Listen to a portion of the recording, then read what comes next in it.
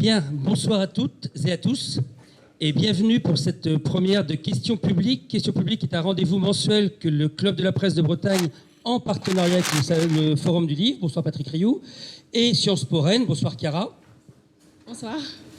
Initie ce soir, et pour cette première, nous avons décidé de réunir une autrice désormais célèbre, Astrid de Vilaine. Bonsoir Astrid. Bonsoir. Vous venez nous présenter ce soir, Astrid, un titre non moins évocateur, Les 7 péchés capitaux de la gauche. Alors juste avant qu'on ne démarre, quand même, quelques mots sur vous, Astrid. Je crois que vous êtes journaliste professionnel, ce qui n'est pas un défaut, loi s'en faut. Vous êtes chef du service politique du HuffPost, ce soit plus simple de le dire comme ça, depuis 2019. Vous avez passé préalablement 7 années à LCP, la fameuse chaîne parlementaire, et 6 mois au Monde. Et comme vous êtes habitué des librairies, c'est votre deuxième ouvrage. Je crois que le premier est paru en 2019 et s'appelait Harcelé. C'est mon troisième, mais oui. Oui, le troisième, en fait, je ne sais pas si le premier, c'était sur Florian Philippot, je crois. Oui. Mais vous étiez plusieurs à l'écrire. Oui, on était 2. Voilà. Donc celui-ci, ce sont les 7 péchés capitaux de la gauche. Alors, une question qui vient d'emblée, Astrid. Comment vous est venue cette idée d'écrire les 7 péchés capitaux de la gauche ? À l'origine, je voulais appeler le livre Sigil à gauche, entre parenthèses 2002-2022. Et avec l'arrivée de la NUPES au mois de juin, j'ai changé le titre. Mais j'avais tout de suite eu cette idée des 7 péchés capitaux dans la typologie, dans les chapitres, parce que moi qui ai beaucoup couvert le Parti socialiste et les partis de gauche depuis une dizaine d'années, j'ai essayé, en voulant écrire l'histoire récente de la gauche, de 2002 à 2022, parce que pour moi, ce sont 2 élections qui se comparent, en fait, parce que ce sont 2 élections, en plus à 20 ans d'écart, où la gauche s'est fait éliminer du second tour de la présidentielle et que l'extrême droite, Jean-Marie Le Pen puis sa fille Marine Le Pen, ont récupéré leur place, en fait, et donc leurs électeurs, d'une certaine façon. Et donc, en scannant très rapidement au moment où Éric Zemmour est arrivé dans le champ, en fait, c'est là où j'ai vraiment eu l'idée, ça faisait longtemps qu'elle me travaillait, mais de écrire très vite, en septembre 2021. J'ai scanné un petit peu dans ma tête les grandes affaires, les grandes histoires, les grands moments de ces 20 dernières années à gauche pour essayer de comprendre ce qui s'était passé. Et quand j'ai scanné comme ça rapidement, beaucoup de choses me sont apparues très vite. L'affaire Strauss-Kahn, donc je me suis dit ça c'est bien pour la luxure, que j'ai un peu transformée. L'affaire Cahuzac, tout de suite que j'ai placé dans l'avarice. Et ce que j'avais observé au Parti socialiste dans les années 2010, c'était surtout la paresse. Notamment sur le plan idéologique. Et donc, après, il suffisait d'aller chercher d'autres choses sur la gourmandise, avec les écolos qui, à mon avis, ne font pas assez rêver les gens, ne donnent pas assez de plaisir aux gens. C'est comme ça que j'ai un peu voulu le raconter. Puis voilà, et donc c'était une façon de raconter les 20 ans de la gauche politique avec cette analyse-là, et ça m'a amusée. Quand vous dites que vous avez scanné, en fait, c'est pendant votre période au Monde, ça vous avez passé 6 mois au Monde à scruter la gauche, à suivre le PS ? Non, parce que toute ma carrière, en fait, je suis journaliste politique depuis 10 ans, et toute ma carrière, j'ai suivi les partis de gauche, beaucoup, avec l'extrême droite aussi pour ce premier livre, mais j'ai suivi les 2 campagnes de Mélenchon, 2017-2022, j'ai suivi, 2012-2017, j'ai suivi François Hollande, son quinquennat, les frondeurs. J'ai suivi beaucoup le Parti communiste, les écolos. Donc, j'avais plein d'anecdotes. J'étais journaliste télé, comme vous l'avez gentiment rappelé. Et du coup, quand on est en télé, on a peu de temps, en fait, pour raconter les coulisses. Par définition, c'est pas de la presse écrite. Et donc, j'avais plein d'anecdotes que j'essaye de livrer dans le livre, comme quand j'allais au Parti communiste dans les années 2014-15 et ils ont un magnifique siège à Paris. Mais qui était vide en fait. Et il n'y avait même pas de chaise pour pouvoir s'asseoir, il n'y avait même pas de wifi. Et c'était très triste en fait à observer. Personne ne voulait suivre la gauche, hein, vous savez, dans les rédactions. Hein, et encore moins la gauche de la gauche, parce que c'est pas des partis qui font des points et donc qui gagnent pas et donc qui après n'arrivent pas au pouvoir. Et qu'en général, quand on commence à suivre un parti, ensuite on suit l'Élysée ou Matignon. Et moi, j'adorais suivre la gauche parce que justement, il y avait personne. Donc en début de carrière, c'était assez amusant. Et que j'aime bien l'histoire de ce parti et je trouve qu'ils sont un peu en train de la gâcher en ce moment. Et donc, pourquoi avez-vous choisi ce titre, Les 7 péchés capitaux ? Je pense que c'était en lien avec cette idée que j'ai eue pour... En fait, au début, je voulais aussi peut-être faire un abécédaire. En fait, je voulais que ce soit un livre facile à lire, pas une sorte de bible trop longue. Et donc, j'ai essayé de trouver typologie, quelque chose de facilement. En fait, j'ai envie que les gens ils puissent picorer les chapitres, et beaucoup de gens me font des retours en me disant j'ai commencé par la fin, ou j'ai chopé un chapitre et puis j'ai arrêté, j'en ai repris un autre plus tard. Et c'est ça qui est, à mon avis, assez sympa à la lecture, j'espère, c'est qu'on peut. Non, je vous rassure, c'est assez sympa, on peut picorer. Mais 7 péchés capitaux, la Bible, ce sont des réminiscences du catéchisme? Oui, c'est un peu, mais il faut savoir que les 7 péchés capitaux, c'est présent dans les 3 religions monothéistes. C'est vrai que on connaît surtout la chrétienne, et c'est surtout celle-là que j'utilise. Mais en fait, ce que j'aime avec les 7 péchés capitaux, c'est que c'est aussi l'histoire universelle, en fait. La référence, elle est partout. Il y a le film Seven, il y a plein de choses. Et en fait, ce que j'aime, et c'est un peu ma conclusion, c'est que les 7 péchés capitaux, finalement, c'est aussi notre humanité. Et que sans les 7 péchés capitaux, on n'est rien. Et que, en fait, c'est aussi ça que j'ai envie de dire comme message un peu d'espoir, parce que le livre peut être un peu sombre pour ce mouvement politique, mais la fin, sans vouloir la dévoiler trop, c'est aussi que sans ça, il n'y a pas de société, il n'y a pas d'humanité, donc c'est normal en fait d'avoir des périodes difficiles. Il faut juste bien les surmonter. Mais quand vous dites que vous avez suivi la gauche, que la gauche elle est plurielle quand même, c'est pas plutôt le PS que vous avez suivi, c'est pas le chemin de croix du PS finalement, les 7 péchés capitaux?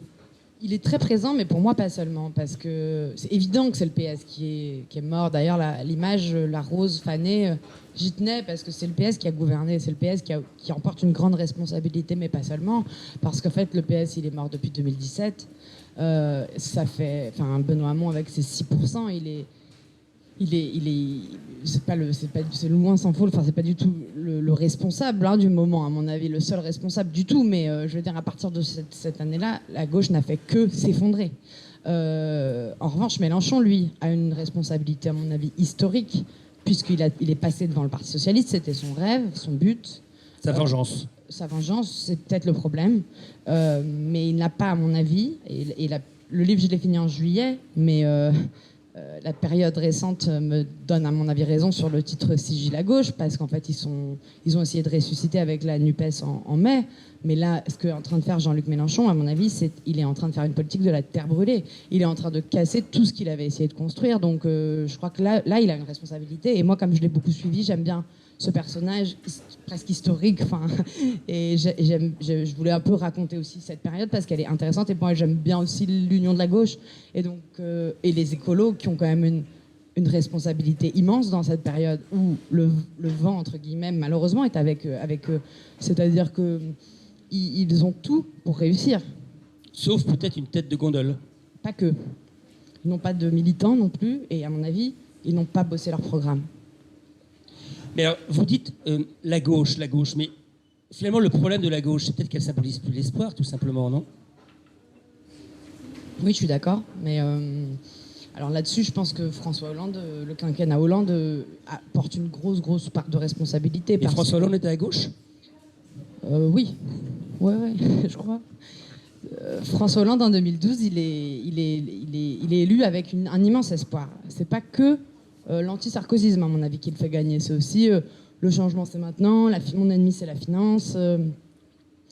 Je sais pas, moi, je l'ai suivi, la campagne de François Hollande. Ça fait longtemps que j'ai pas vu une campagne de ce niveau-là, à gauche. C'était génial à suivre. Il se passait quelque chose, les meetings étaient pleins. C'est triste, en un sens, pour le Parti socialiste qu'en 2012, ils remplissent Bercy. Ils remplissent Villepinte, ils remplissent les plus grandes salles de ce pays et les zéniths de province, et qu'en 2022, à Hidalgo, il n'y ait pas 1000 personnes dans ces meetings. Nous, on a suivi OF les meetings d'Anne Hidalgo, mais c'était pathétique, c'était très dur pour elle de ne pas réussir à remplir une salle de 1000 personnes. Tout ça en 10 ans. Donc le quinquennat de Hollande, et je pense que ce qui est très grave, c'est que lui ne s'en rend pas compte. Mais le quinquennat de François Hollande, il est meurtrier pour la gauche. Donc vous avez daté cette désespérance de l'échec de Lionel Jospin en 2002. Pourquoi ? Parce que j'avais pas envie de faire un livre non plus trop historique parce que c'était difficile et c'était pas mon idée. Et 2002, je crois qu'il y avait un choc en fait. Il y avait un immense choc en 2002. La gauche est divisée, mais personne ne sait que... Enfin, personne ne peut imaginer, pas même lui, que Lionel Jospin va être éliminé. Donc, cette date, pour moi, elle est fondamentale dans l'histoire récente de la politique et de la gauche. Et ensuite, comme en 2022, comme je suivais la campagne présidentielle et que j'ai vu qu'ils allaient se reprendre le même mur, Mais j'oublie 2017, mais ils se sont déjà pris en 2017, puisque Marine Le Pen était qualifiée. Donc ça fait quand même 3 élections présidentielles, coup sur coup, où ils se font dégager dès le premier tour. Et on a l'impression, à les entendre et à les voir, même aujourd'hui, qu'ils n'ont toujours pas réalisé. C'était un peu cette colère-là que j'avais envie de raconter aussi. Vous disiez que la campagne de Hollande était magique. Les salles étaient pleines. Enfin, moi, je l'ai suivi à travers le prisme de l'information sociale, puisque c'était. Moi, je suis spécialisé en santé, je suis moins généraliste. Je me souviens quand même que Madame Touraine ne faisait pas rêver. Madame Lemorton, qui était pressentie pour être secrétaire d'État à la santé à l'époque, a décliné parce que justement Madame Touraine ne faisait pas rêver. Donc finalement, au-delà de François Hollande, qui a enterré la gauche, si je reprends ce que vous nous dites, est-ce que finalement son équipe n'était pas une équipe de croque-morts? C'est un peu fort. Non, après moi j'ai dit la campagne magique, j'ai dit magique. Ouais, bon, alors c'est peut-être un peu fort, mais elle était impressionnante, on va dire, à gauche. J'en ai pas revu, moi, des comme ça, des campagnes victorieuses. Ça fait longtemps qu'on n'en a pas vu. Et j'ai parlé de la campagne, pas du tout de la gouvernance. Je crois que les ministres de Hollande, c'est vrai que on va pas l'accabler parce que c'est la même chose aujourd'hui sous Emmanuel Macron, mais moi, ce que j'observe depuis une petite dizaine d'années, et c'est de pire en pire, et on le voit là en l'espace de cette semaine, le bras d'honneur de Éric Dupond-Moretti, mais aussi, moi, ce qui m'a beaucoup choqué, là encore sur les réseaux sociaux, avant de vous rejoindre, un député du Rassemblement national qui insulte, enfin qui dit à une autre députée de la France Insoumise sur Twitter, et ta sœur. Et ta sœur. Non mais il parle comment, enfin... le même jour, enfin, la politique est en train de se démonétiser. La politique n'a plus, à mon avis, de noblesse. Et je pense que les Français le ressentent parfaitement et que c'est pour ça qu'ils se détournent des urnes. Il y aurait d'autres facteurs. Hein. Il n'y a pas que leur responsabilité. À mon avis, elle est entière, mais je veux dire, je pense aussi qu'on a, à mon avis, fait une erreur collective avec le non-cumul des mandats. Je pense que tout ce qui s'est passé après l'affaire Cahuzac sur la transparence, à mon avis, on est allé un peu trop loin. Je suis très mal à l'aise, moi, par exemple, on dévie un peu, mais de regarder, parce que c'est mon travail, de près le patrimoine des ministres. Je n'ai absolument pas envie de savoir combien M. Attal a sur son assurance vie ni son compte en banque, et si Gérald Darmanin est à découvert. Ça me met très mal à l'aise. Et quelle voiture ils ont. Je trouve que c'est scandaleux en fait de faire ça à des politiques. En revanche, il faut qu'il n'y ait pas de corruption, qu'il n'y ait pas de compte en Suisse, etc. Mais voyez, on passe toujours. Ça, c'est pour Cahuzac, ça. Oui, mais c'est parce que c'est après lui que c'est arrivé cette haute autorité. Et elle a beaucoup de bons. Mais est-ce qu'on est obligé de rendre ça public? Je trouve qu'on est dans une période de comme une révolution, comme un, je sais pas comment dire, comme un cycle qui se termine. Et en fait, du coup, il va falloir, à mon avis, un moment tout remettre à plat avec de la nuance et de la réflexion. Et on en manque terriblement dans le débat public. Mais là, là, on parle de la gauche. Enfin, on aurait pu faire la même analogie avec la droite, parce que quand on voit où en sont les Républicains avec UMP, c'est quand même pas terrible non plus. Ils ont un peu plus de députés, d'accord. Enfin, ils sont en bout de course. Tout le monde me dit ça depuis que j'ai sorti ce livre. Vous auriez pu faire les 7 péchés capitaux de la droite, c'est vrai. Et j'avais même envie de faire les 7 péchés capitaux des médias. Parce que je trouve qu'on n'est pas totalement neutre dans ce qui se passe aussi. Mais j'ai moins suivi la droite.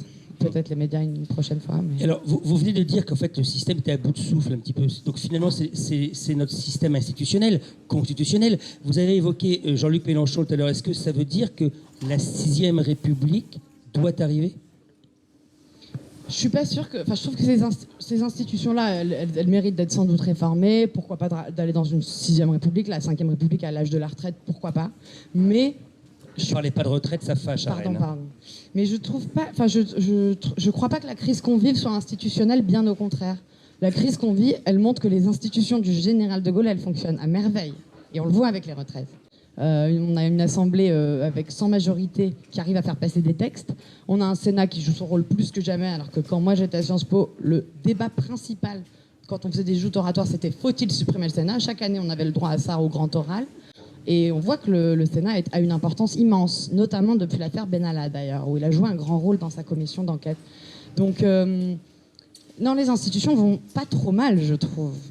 Il faudrait les réformer, mais je trouve qu'elles ne vont pas trop mal. Ce qui va très mal, c'est, à mon avis, la façon dont aussi on a pu, pas traiter les élus, mais voilà, il y a une violence qui s'exerce contre eux.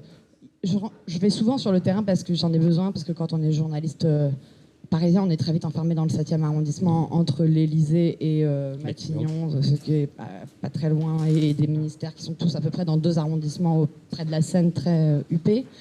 Mais et souvent, je rencontre des maires, des maires de très très petites communes qui sont payés 400 €. C'est lunaire en fait. Donc moi, je crois que le métier de politique, parce que pour moi, c'est un métier, il faut aussi le revaloriser d'une certaine manière, parce que on a des talents aujourd'hui qui devraient être en politique, qui devraient être militants, qui devraient être dans les partis, qui devraient nous aider à réfléchir, et ils ne sont plus là. J'ajoute que les partis politiques sont en train, eux aussi, de dépérir, et à mon avis, il faut les refonder en lien étroit, comme ils l'ont toujours été avec les intellectuels. Est-ce qu'il reste des intellectuels dans ce pays? Moi, je crois que oui. On ne les voit pas beaucoup, mais parce qu'il faut aller les chercher. Les universitaires, etc. Donc, voilà. Je pense que la crise, elle est assez globale. Vous nous disiez à l'instant que le système institutionnel avait su survivre au général de Gaulle. Enfin, néanmoins, on a mis des coins dans la Constitution. Le quinquennat n'est quand même pas anodin. Est-ce que finalement, ce n'est pas le début de la fin de quelque chose? C'est vrai. Le passage au quinquennat, du septennat au quinquennat, vous voulez dire, oui. Exactement. Je suis entièrement d'accord, j'en parle dans le livre. Je sais. Vous faites votre métier de journaliste, l'air de rien. Non, je sais, ça m'a marqué en faisant des recherches pour cette enquête, pour ce livre, parce que j'avais oublié cet épisode. Donc le passage du septennat au quinquennat, c'est en l'an 2000, et c'est un référendum auquel les Français sont appelés à voter pour cette réforme des institutions quand même qui n'est pas anodine. Et il y a quand même 70% d'abstention sur ce vote. Alors, les Français n'ont aucune envie d'aller se déplacer là-dessus. Et donc, c'est 30% de nos concitoyens dont vous faites peut-être partie. Moi, je n'avais pas le droit de vote, je crois. Parce que vous êtes beaucoup plus jeune que moi. Moi, j'ai 34 ans. Ouais, oui, beaucoup plus jeune. Et ben, les gens, donc 30% du pays décident de changer ces institutions pour en plus faire plaisir à Lionel Jospin. Donc, c'était l'idée. Et d'inverser le calendrier, ce qui n'est pas neutre non plus en politique. C'est-à-dire que maintenant, comme on le sait, les législatives sont collées juste après les présidentielles, alors qu'avant, elles étaient décalées, ce qui permettait de faire un système peut-être un peu plus parlementaire à l'allemande presque, avec un Premier ministre décorrélé du président de la République. Donc je crois que ça, c'est une faute, et on en parlait tout à l'heure au Club de la Presse de Rennes. Je trouve que Non, de Bretagne. De Bretagne, Nous, on est beaucoup plus large. J'essaie de faire du name dropping, et voilà. Non, et en fait, enfin, on en parlait tous ensemble, on était assez d'accord pour dire que le traité constitutionnel européen, alors encore un référendum dont on n'a pas respecté l'issue. Et là, on peut quand même désigner 2 responsables que sont à l'époque l'UMP et le PS, parce qu'ils étaient divisés, mais enfin, on avait quand même, je me souviendrai toute ma vie de cette une de l'Obs, je crois, Nicolas Sarkozy et François Hollande, ensemble pour le oui. Les Français votent non, et le traité est appliqué. Mais quand on a fait ça, comment voulez-vous déjà que les Français se réconcilient avec l'Europe? Bon, mais en plus, que les Français aient confiance dans leurs institutions, leurs votes et leurs dirigeants. C'est une faute grave, ça, qui a été commise. Et alors, là, je reviens sur la gauche. Vous nous dites le PS, la gauche. Mais est-ce que la gauche ne va pas de caribosser? Vous avez parlé de terre brûlée avec Mélenchon. Ça peut aller jusqu'où, finalement, ce déclin, cette déchéance? Moi, je pense, je n'exclus pas un scénario à l'italienne, c'est-à-dire une disparition de la gauche du paysage. Ils sont en train de faire tout pour. D'ailleurs, je trouve qu'il y a une Italienne, j'ai noté son nom parce qu'on ne la connaît pas encore trop, mais il faut absolument la suivre, je pense. Elle s'appelle Ellie Schlein. C'est la nouvelle opposante, elle est présentée comme ça dans la presse, la nouvelle opposante à Meloni. Elle s'appelle pas Ellie Schlein. Ah, ok. Ok, je sais pas, mais elle incarne un peu le renouveau à gauche de la gauche italienne. Je la trouve très intéressante, elle a 37 ans, c'est une femme. Et j'ai aimé sa dernière conférence de presse ou interview télévisée que j'ai lue, parce que moi, c'est ce que j'ai répété pendant toute la promo du livre, et ça m'a intéressé qu'elle lui reprenne, enfin pas qu'elle reprenne, mais qu'elle ait cette analyse aussi. C'est que pour moi, la gauche maintenant, si on parle un petit peu de fond, doit aller vers 3 fondamentaux que sont l'écologie, le féminisme et le social, la lutte contre les inégalités, les discriminations, qu'elles soient sociales ou autres. Et je ne l'entends pas, ça, à gauche. Et moi, je fais beaucoup en ce moment de rencontres sur le terrain pour ce livre, et je vois beaucoup d'élus locaux, et beaucoup désespérés, mais à Paris. Et souvent, ces idées-là reviennent, mine de rien, sans qu'on en parle. C'est-à-dire que les gens, par exemple, sur l'affaire Quatennens, que j'aurais très bien pu mettre dans le chapitre sur la luxure, ont été extrêmement choqués à gauche. Et au sein, d'ailleurs, même de la France Insoumise. Et à Paris, ils ne l'entendent pas, ils ne le comprennent pas. Et donc, c'est-à-dire que la France Insoumise est elle-même en train de se déconnecter de sa base, comme le PS avant elle. C'est très grave, en un temps record. Est-ce que, selon vous, ce ne serait pas l'argent qui est à l'origine du déclin de la gauche ? C'est une bonne question. Ça, c'est mon chapitre avarice. Oui, je pense. L'une d'entre elles, en tout cas, enfin, l'une des raisons, parce que ça, je l'ai beaucoup observé à l'Assemblée nationale, sous Hollande, où ils étaient à l'époque plus de 300 députés. Ça les fait rêver. Maintenant, ils sont 30 au PS.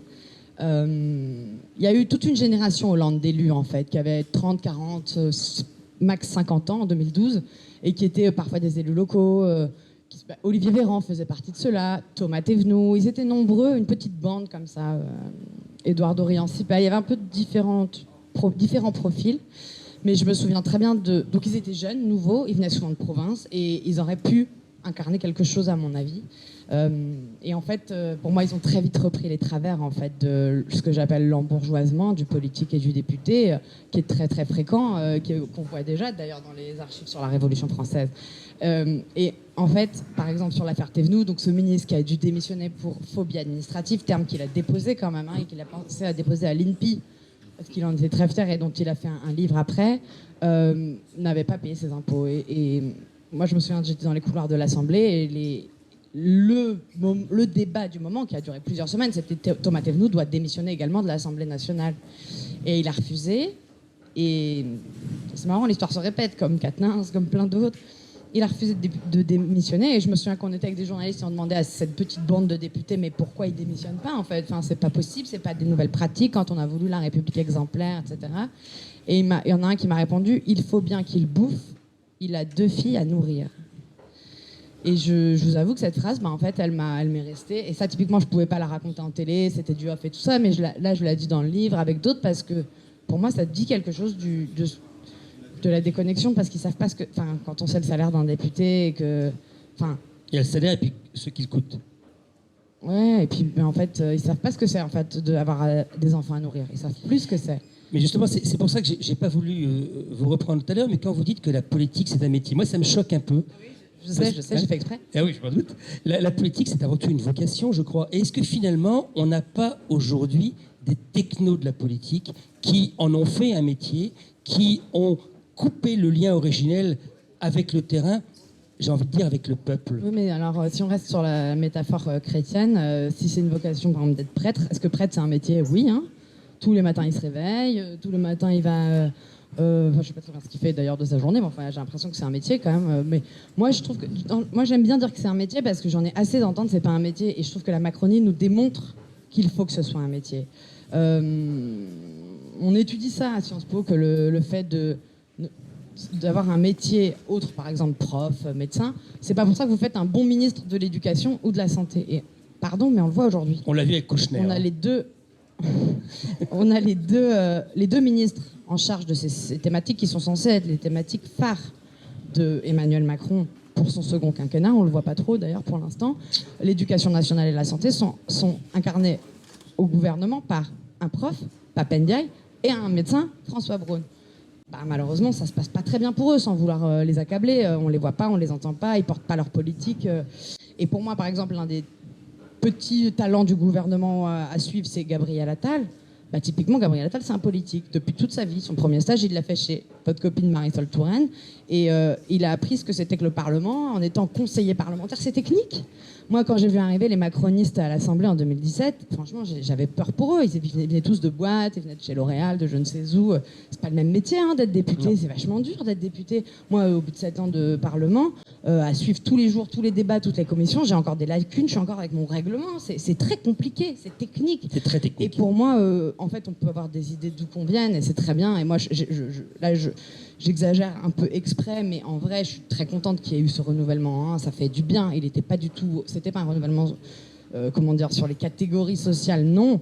Mais je veux dire, ça a fait du bien de voir plus de jeunes, plus de femmes. Ça a dépoussiéré. Ça a dépoussiéré. Emmanuel Macron a dépoussiéré. On a un président de la République qui a 44 ans. Rien que ça, c'est pas anodin. Alors, je suis d'accord avec vous, ça a dépoussiéré. Néanmoins, on est tombé dans les mêmes travers, puisque vous fréquentez l'Assemblée nationale, vous connaissez ce fameux couloir souterrain qui passe sur la rue de l'université et qui permet aux parlementaires de rejoindre, quand ils quittent l'hémicycle, leur bureau, entre autres au 106 ou 101, je ne sais jamais, 101 à l'université, dans lequel ils ont au 5e et au 7e étage leur restaurant. Dans leur bureau, ils ont leur studio appartement, pour ceux qui peuvent l'avoir. Appartement, vous êtes dur. C'est un lit. Ça fait 8 mètres carrés le bureau et c'est un lit qu'on... Ouais, avec une salle de bain et un petit coin cuisine quand même. Vu le prix du mètre carré à Paris, c'est pas si mal. Non, je suis un peu sévère. Ah franchement, non. Alors moi, j'ai trouvé que c'était pas si mal. Bah, peut-être qu'on n'a pas visité les mêmes. Mais moi, les bureaux que j'ai visités à l'époque, c'était pas luxueux. Non, c'est pas luxueux, mais enfin... C'est un lit d'une place, hein. Ouais, mais est-ce que je... Alors moi, j'ai vu un canapé de place, mais enfin bon... Ah bon, on n'a pas vu les... Alors on n'a pas vu les mêmes. On n'a pas vu les mêmes. Attendez, moi, je sais pas. Peut-être quand on est président de commission, on a peut-être un appart, je sais pas. Non, mais en tout cas, ce qui est certain, Astrid, c'est que ces parlementaires, ils vivent en vase clos. Ils arrivent à Paris. Pour certains, ils ont leur chauffeur qui vient les chercher, qui les emmène dans l'hémicycle. Là, ils passent par ce fameux couloir souterrain sans voir le peuple. Ils remontent dans leur bureau sans voir le peuple. Ils vont au restaurant sans voir le peuple. Est-ce que finalement, c'est pas là le vice? Pour reprendre, le verre, est-ce qu'il n'est pas dans le fruit à cet endroit-là? Je suis pas totalement d'accord, même pour ne pas dire pas d'accord, parce que les députés, ils sont en circonscription quand même, hein. Donc, non, ils vont en circonscription. Alors, c'est vrai qu'au début, le premier quinquennat d'Emmanuel Macron, il y en avait, paraît-il, qui n'avaient même pas de permanence parlementaire. Et il y en a qui ne voient pas le peuple, vous avez raison. Mais je trouve qu'il faut... Enfin, j'ai pas envie de caricaturer ça, et je trouve... C'est pas ce que populiste, c'est ça que vous voulez dire. Non, mais c'est pas ça, mais c'est que c'est pas ce que je vois. Pour le coup, on peut leur faire plein de reproches, mais ils sont sur le terrain, ils se font engueuler, ils se font enlever en ce moment le courant dans leur permanence, ils se font parfois agresser, souvent taguer, parfois détruire leurs biens. Moi, je trouve qu'il ne faut pas en rajouter. Ils font leur métier, ils ont été élus, il faut respecter ça. Je pense que le salaire est haut. C'est à peu près 6 000 euros. Ouais, 5-6 000, c'est ça. C'est cher, mais en même temps, si on commence en plus à baisser les salaires, je pense que là, on n'aura plus personne au bout d'un moment pour se faire insulter tous les jours. Donc moi, j'ai pas envie de céder à ça, du tout. En revanche, la déconnexion que je décris sous Hollande, en Macronie, on l'a moins parce qu'ils sont déjà déconnectés de base. Grâce à ces déclarations de patrimoine dont je parlais tout à l'heure, on a pu se rendre compte, et c'est la première fois sous la 5e, enfin depuis qu'on le sait, en tout cas depuis qu'on connaît les patrimoines des ministres, qu'un ministre sur 2 aujourd'hui est millionnaire. Mais pardon, mais tout est dit. Ben oui. Tout est dit. Donc évidemment qu'ils ne comprennent pas la réforme des retraites, pourquoi ça passe pas. Ils ne comprennent pas, je les vois tous les jours, je peux vous le dire, ils ne comprennent pas. Ils vous disent c'est super de travailler 2 ans de plus. Ben évidemment, quand on est payé un demi-million d'euros par an, enfin, évidemment que c'est super de travailler 3, 4 ans de plus, enfin, il n'y a pas de problème. Mais il y a une déconnexion qui est hyper grave. Et ça, pour le coup, on peut la reprocher au ministre, on peut la reprocher à Gérald Darmanin, qui est en pleine crise des Gilets jaunes, nous dit que c'est très compliqué de déjeuner à 2 à Paris pour moins de 200 euros, sans le vin. Mais il va où ? Gérald Darmanin? Moi, je déjeune dans le 7e. Je ne paye jamais cette addition-là. Il va chez Françoise. On est remboursé. Mais c'est pas ces prix-là. Non, je sais, je plaisante. Non, franchement, il faut...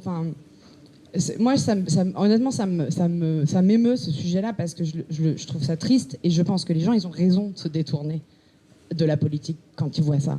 Alors, donc, pour reprendre la question de Chiara, c'est pas le fric en tant que tel qui a dénaturer la politique, mais est-ce que la venue de certains, je pense à Bernard Tapie, si on revient un peu en avant, est-ce que ça n'a pas contribué à désacraliser, à dévaloriser le politique? Tapie pour les affaires? Ouais, les affaires, et puis le fric. Restons sur la thématique du fric, ça rime. Je sais pas, je connais pas bien la période en fait. Moi, j'étais petite fille, je voyais Tapie, c'était l'OM pour moi. C'est évident que les années Mitterrand, en tout cas, là-dessus, je les ai pas traitées dans le livre. Mais le tournant de la rigueur en 83, les affaires immenses du Parti Socialiste à ce moment-là, les démissions en pagaille, etc., oui. On le sait parce que nous, à Rennes, on avait le Van Ringbeck quand même. Ouais, non, mais bien sûr. Mais c'était aussi un moment où le RPR faisait la même chose. Et puis, il faut pas... Moi, malgré le clin d'œil catholique, je n'ai pas envie d'avoir de pureté ou de purisme ou de je ne sais quoi sur la politique. Les gens sont humains. On aura toujours des affaires en politique et j'allais dire presque heureusement. Enfin, c'est comme ça. On a toujours des pourris partout dans tous les milieux. Il y a des gens qui sont des talents, il y a des gens qui sont médiocres, il y a des gens qui sont normaux. Enfin, En fait, c'est pas grave. Mais en revanche, et puis pour relativiser un tout petit peu la période aussi des années 90, par exemple, c'était aussi une époque où il n'y avait pas de loi sur les financements des partis, tout le monde faisait ce qu'il voulait, les emplois fictifs, allons-y. Tous les partis le faisaient, enfin les gros partis, je veux dire RP, RPS faisaient ça. C'est pas pour dire que c'est bien, mais je suis très heureuse moi qu'on avance là-dessus sur le financement des partis, sur plus de transparence, c'est très important, mais je pense que c'est pas que ça, voilà, c'est pas que le fric. Les affaires sexuelles c'est important, la paresse idéologique c'est très grave.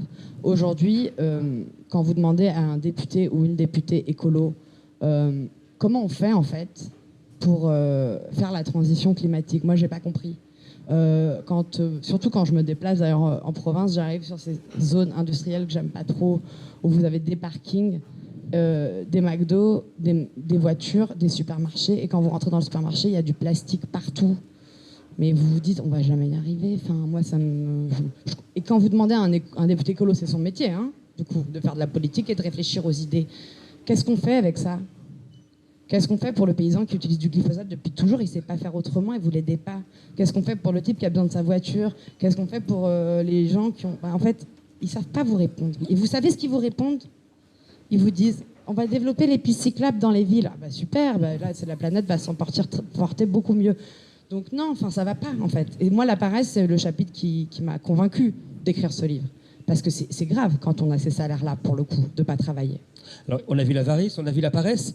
Il y a également ce que j'appelle moi la perte de valeur. Je ne sais pas comment vous le traduiriez, mais est-ce que finalement ce n'est pas le problème de la gauche d'avoir oublié ses fondamentaux? Là, on a un débat sur la défense des retraites, mais finalement la défense des retraites, est-ce qu'elle n'est pas plus défendue de l'autre côté de l'hémicycle aujourd'hui? Moi, j'écoutais ma radio préférée ce matin, France Inter.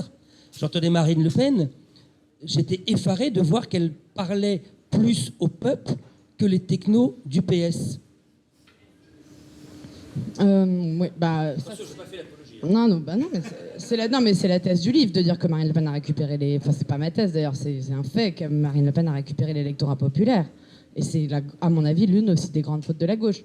Moi, je trouve que sur le débat sur les retraites, vous êtes un peu dur parce que Jérôme Guedj, député socialiste, a quand même levé un sacré lièvre avec les 1200 euros. Il n'est pas le seul. Mais il a contribué quand même. Ça, c'est ce que j'appelle un député qui travaille. En revanche, moi, je trouve que pas tant l'extrême droite qui n'est pas dans la rue, par exemple, alors que les mobilisations quand même sont importantes, mais les LR sont très intéressants à analyser dans la période.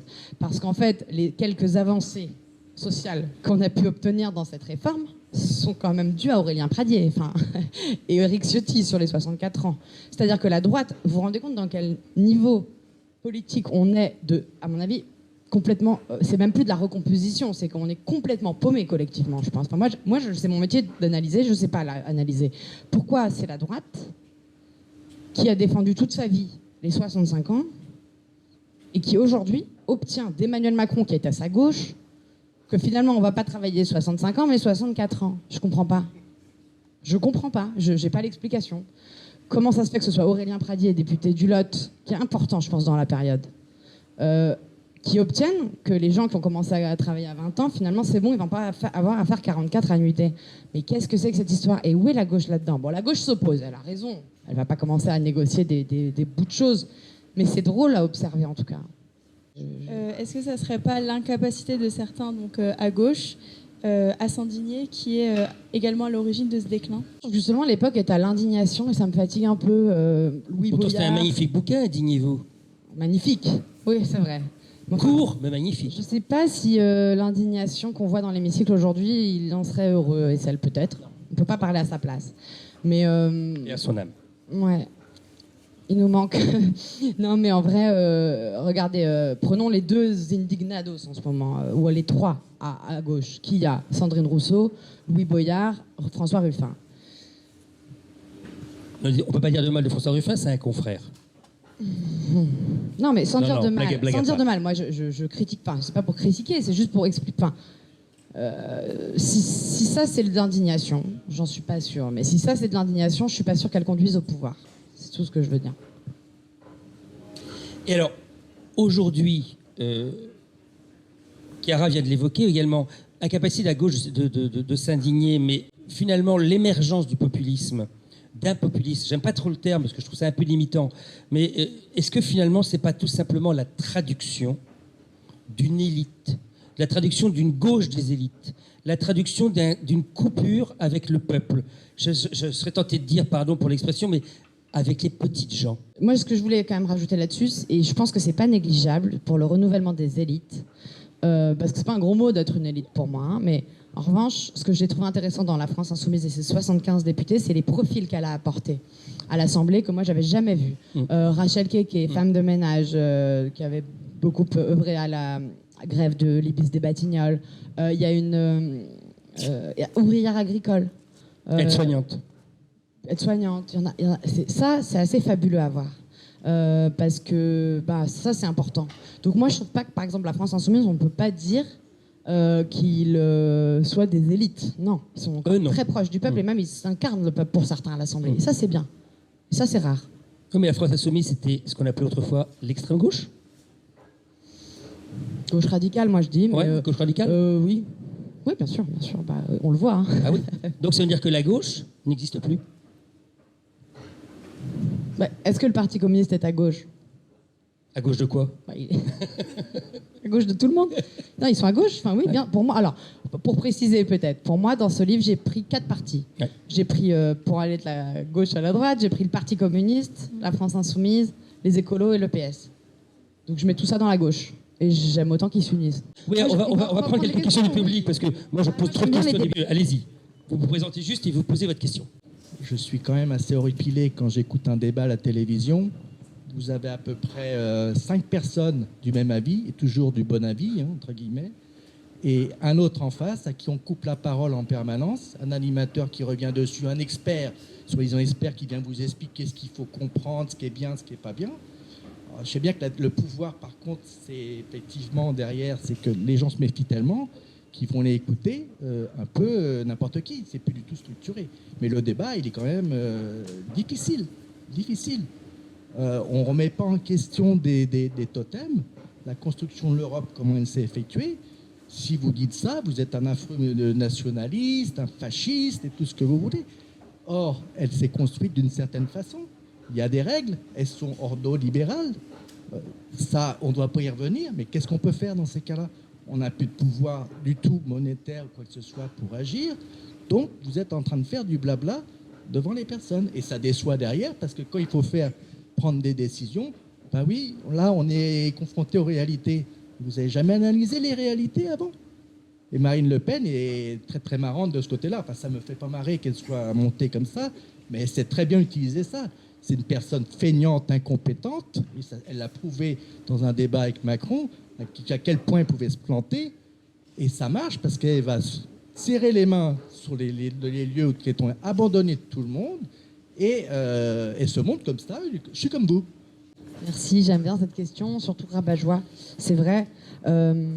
Typiquement, le Parti communiste, moi, quand je l'ai couvert, c'était la seule image qui me venait, c'était le gris. Tout le monde était gris là-dedans, genre tout était triste. Je pense que Fabien Roussel, d'ailleurs, a apporté quelque chose au débat, c'est ce sourire, les couleurs pop sur l'affiche. Il faut faire rêver, en fait, les gens. En politique et en général, il faut faire rêver les gens. Et je pense que les écolos aussi peuvent être assez plombants dans ce qu'ils mettent en avant ou ce qu'ils décident de mettre en avant. Et je le mets dans le chapitre gourmandise, ça, en disant que... il y a pas mal d'intellectuels qui commencent à parler de ça. J'aime bien que ça arrive dans le débat public. C'est-à-dire qu'en fait, il faut réussir à apporter de la joie, apporter de l'espoir, en effet, ne pas être moralisateur et surtout proposer des choses au lieu de interdire. Moi, j'en ai marre, en fait, d'entendre le Tour de France interdit, le sapin de Noël interdit, le pot de mayonnaise interdit. En fait, c'est plombant. C'est pas inintéressant hein, d'encadrer le Tour de France, de changer les sapins de Noël à Bordeaux et tout, c'est assez innovant, il n'y a pas de problème avec ça. Mais de la façon dont ils le présentent, oui, mais je dirais, c'est une politique publique qu'on peut défendre. Mais ils la défendent de manière triste, en fait, rabat-joie. C'est-à-dire que vous voyez le maire de Bordeaux, la conférence de presse pour le bouquin, je l'ai revisionné, il est comme ça, il est triste, on va arrêter les sapins de Noël, mais pour une fois qu'on a un moment un peu sympa. Mais je dis ça parce que, en fait, c'est ça qui ressort du discours. Et on va interdire les clubs d'aviation. On retient que ça des écolos. On retient que ça. Alors que Si ils faisaient de la com sur d'autres choses, et notamment les propositions dont je parlais qu'on attend toujours, bah c'est ça qu'on entendrait. Le bio, par exemple. Pourquoi Yannick Jadot n'a pas dit « je serai le président du bio » ? Ça aurait été un super slogan. Tout le monde veut manger bio en France. Tout le monde. Il n'y a pas un Français qui n'a pas envie de manger bio. Enfin, j'en connais pas. À part peut-être de temps en temps pour faire des petits écarts, mais vous voyez. Donc, oui, ils sont rabat-joie. Ah, André Garcia. J'ai eu l'impression que quand vous parliez de gauche, vous parliez essentiellement du Parti socialiste. Alors maintenant, on est bien fondé à demander si le Parti socialiste est de gauche, s'il l'a jamais été. Je parle de ceux qui le dirigent, pas de ceux qui sont encore militants dans ce parti, qui pour certains d'entre eux sont vraiment une fibre, on va dire, sociale et plus que sociale. Mais donc les autres partis ont été porteurs de volonté de rupture. La transition écologique a été reprise par un candidat au moins du début à la fin de sa campagne. Il n'a pas gagné, il semblerait. L'accès des femmes alors maintenant c'est un thème qui est repris par tout le monde, pas dans les faits, mais dans les textes, enfin dans les idées qu'on dit, pas celles qu'on met en pratique. Donc ce que je veux dire, c'est qu'il y a des programmes, mais ça passe aussi par une rupture. Aujourd'hui, on a coutume de dire qu'en 81, il n'y avait pas eu de rupture. Il y a eu quand même des choses essentielles dans lesquelles pour lesquelles les gens ont voté et dans lesquelles ils se sont retrouvés au moins pendant les 6 premiers mois de l'année 80, enfin les 6 derniers mois de l'année 81. Et après, les choses ont évolué, très mal évolué. Parce que ceux qui dirigeaient, c'est-à-dire concrètement après 83, le Parti socialiste, ça n'était plus un parti de gauche, c'était devenu un parti d'élus. Et parmi les élus, les chefs des élus, qui étaient pour certains très honnêtes, pour d'autres pas du tout. On a vu disparaître des gens qui ont été à la tête du Parti socialiste à ce moment-là parce qu'ils n'étaient plus d'accord avec l'évolution. Je pense que la responsabilité, elle revient à celui qui a dirigé pendant longtemps les partis de gauche à qui on a assimilé la gauche. C'était une erreur. Et aujourd'hui, je pense qu'il faudrait revenir avec un choix de rupture, avec une société qui est sans espoir. On sait que le capitalisme, alors vous dites que vous n'êtes pas opposé au capitalisme, on sait que le capitalisme est mortifère, on le sait, parce que les ressources ne sont pas inextinguibles. On sait que le système économique français, qui est copié sur le système économique mondial, est un système mortifère. La presse est dirigée par 9 milliardaires. On dit que Macron a su faire preuve de communication, mais c'est pas lui qui a fait sa communication. C'était un pion dans les mains de M. Arnault, de M. Niel, etc. Oui, il est devenu... Qui a gagné l'élection présidentielle quand même. Comment ? Qui a quand même gagné l'élection présidentielle. Oui, n'importe qui aurait gagné les présidentielles. N'importe qui. Le ça. fait de gagner les présidentielles n'est pas... Il n'avait pas de programme. Personne n'a parlé de son programme. Aucun programme. Donc, c'est la preuve que ça n'a aucun intérêt. Il y avait des programmes en face, éventuellement, mais lui n'en avait pas. Il a été élu pour ça. Et parce qu'il n'avait rien. Alors, en revanche, il était beau, il était bien coloré, il était jeune. Et je pense que chez beaucoup d'électeurs, lui s'est battu que pour une chose. La seule chose qu'il a annoncée dans son premier mandat, c'était la réduction de l'ISF. Et là-dessus, sur une réforme aussi stupide que celle-là, il n'y a pas de réforme plus stupide que celle-là, sauf pour les milliardaires, qui sont même pas 1% de la population en France, millionnaires, il a été élu. C'est quand même grandiose. Et il n'y a pas de programme en face où on s'est battu parce qu'on n'avait pas aussi la possibilité de l'exprimer. Alors, Astrid. Moi, je suis totalement d'accord avec vous sur le capitalisme depuis les années 80. Ça va pas du tout. Il n'y a rien qui va. Enfin, et ça se dompte d'un point de vue européen, d'un point de vue mondial et en France. Il y a plein de choses à faire. Et en effet, la gauche doit l'incarner, ça. Mais je l'entends pas. J'entends rien. Même chez Mélenchon, j'entends rien, moi. Hein. Si vous avez une mesure à me proposer là-dessus... Et ma théorie, qui n'est pas une théorie, qui est juste une analyse des dernières élections présidentielles, tombera. Donc un programme de rupture, vous voyez bien que Marine Le Pen, c'est intéressant, Marine Le Pen, est-ce qu'elle propose un programme de rupture? Absolument pas. Pourquoi elle ne le propose pas? Parce qu'elle veut gagner. Et qu'elle sait très bien que la France, ça se conquiert au centre. Si je traduis, Marine Le Pen a endossé le costard du politiquement correct. Évidemment. Elle n'arrête Traduisez pas. juste, Astrid. Elle n'arrête pas. À tel point que le ministre du Travail, Olivier Dussopt, lui a donné un brevet de républicanisme parce qu'elle l'a soutenu, parce qu'un député insoumis avait traité le ministre, lui, d'assassin. C'est intéressant comme stratégie. Elles sont intéressantes à analyser, ces stratégies. Ça aussi, ça brouille les pistes. Donc, moi, je ne suis pas communicante, mais si j'étais communicante de la France insoumise, je ne leur dirais pas de faire ça. Oui. Ainsi, la gauche a longtemps été synonyme de progrès. Donc, comment définiriez-vous cette notion aujourd'hui ? Alors, moi, je reprendrai mes 3 axes, écologie, féminisme et social. Moi, je trouve ça pertinent si vous parlez du prochain ouvrage que vous comptez... Avec grand plaisir, merci. C'est une biographie historique, donc je change complètement de style. Ce sera publié chez Perrin, et c'est la biographie d'une princesse franco-roumaine qui est inconnue, qui était très connue à son époque. Il y a déjà eu 2 biographies sur elle. Elle était copine, elle avait un salon sur l'île Saint-Louis où venait Cocteau, Proust. Elle était à l'Élysée avec De Gaulle pour l'aider à préparer son voyage en Roumanie. C'est une femme qui aurait été une femme forte, qui était une femme forte, je pense. Je suis au début de l'enquête, et qui, à mon avis, aurait été conseillère Europe à l'Élysée aujourd'hui. Et qui n'était qu'une femme à ce moment-là et donc qui n'avait pas de poste, alors qu'elle décrit très bien aussi la médiocrité des gens qui nous gouvernaient, notamment dans l'entre-deux-guerres. Et je crois que j'ai envie d'écrire ce livre parce que c'est une femme et que c'était mon livre précédent, déjà, les droits des femmes, et qu'on a besoin, en fait, je ne sais pas si c'est une figure, mais en tout cas, de savoir pourquoi on oublie. Et pourquoi la mémoire, il faut la faire vivre et aller la chercher. Et l'histoire, pour revenir et un peu boucler ce qu'on disait, elle nous aide beaucoup. Moi, je suis très heureuse de me replonger dans le XXe siècle. Il n'est pas drôle, ce siècle, mais il m'aide à comprendre aujourd'hui. Eh bien, merci Astrid. Merci pour ces explications, ces éclaircissements. En tout cas, merci d'être venu chez nous. Merci beaucoup. Et à très bientôt. Et merci à tous. Pour ceux qui ne le sauraient pas, c'était la première de questions publiques. La première, ça veut dire qu'il y en aura une seconde. La seconde sera le mois prochain. On ne sait pas encore parce que le Forum du Livre a fait une présélection. 3 ouvrages sont déjà en compète, si j'ose dire. Et ce sont les élèves de Sciences Po, brillamment représentés par Chiara ici présente, qui vont finaliser cette sélection. Donc on vous donne rendez-vous au mois d'avril pour une prochaine question publique avec l'auteur qui aura été sélectionné. Cette fois-ci, ce sera un homme, je le dis. C'est pour ça que je dis un auteur. À bientôt et merci encore.